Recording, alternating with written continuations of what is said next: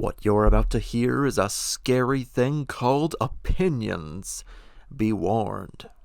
I know I'm showing my age here, but I hate Baten Kaitos. Baten Kaitos, or Baten Kaitos, whatever you want to call it, Eternal Wings and the Lost Ocean was a GameCube RPG. It's ugly, predictable, colorblind, condescending, and doesn't know what good sound design is. The characters are hilariously badly designed. None of them can seem to settle on a color scheme other than throw a palette at the wall and see what sticks. Look at this guy. Look at him.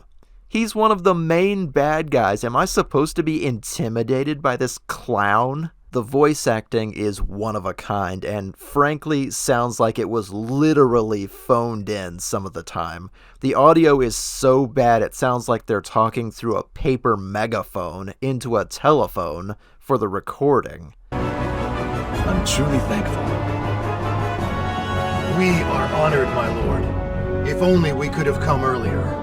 Even the plot is just stock. It all boils down to, let's go collect the 5 pieces of Exodia the Destroyer before the evil Empire gets them and summons him to bring about the end of the world. Exodia! Obliterate! That's kind of it. Collecting 5 magic cards. They're called Magnus, but they're still cards. The only game I can think of to compare it to is Final Fantasy X. Like, the same ridiculous clothes, the same ludicrous voice acting. You probably shouldn't laugh anymore. They even came out at around the same time. But, however, this game has a bitching battle system. Magnus cards hold the entire thing together as you're arranging your deck with items, spells, weapons, and armor. You have to actively block with the cards in your hands, and arranging them in a certain order gives you a bonus.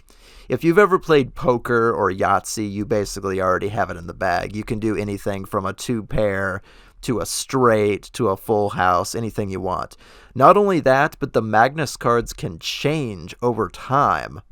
Some of them even decay and become less valuable. A Milk Magnus, a health item, will eventually turn into a Yogurt Magnus, which is a better health item, and even later becomes a Cheese Magnus. It does this on its own with no input from you. You can't stop it.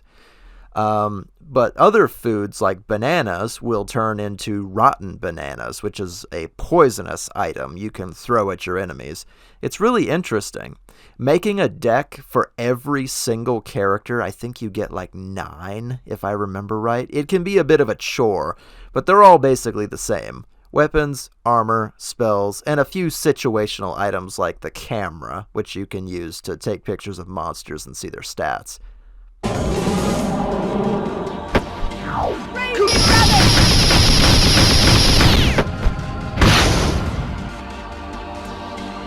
The battle system carries the entire game, and not since the airship fights in Skies of Arcadia have I seen such a satisfying menu-based battle system. This is like chef's kiss perfect. Moonstone cannon, fire!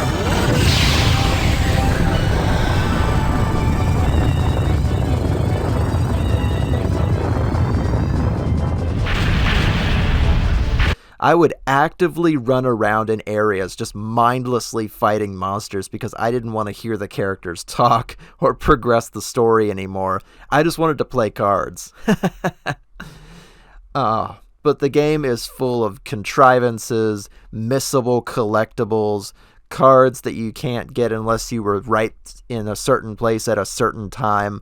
Just all kinds of garbage. If not for the battle system, this would have been bottom of the bin. So I guess you can say I have a love-hate relationship with this game.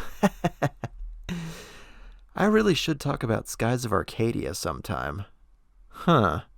Did you guys ever play this game? Let me know in the comments below.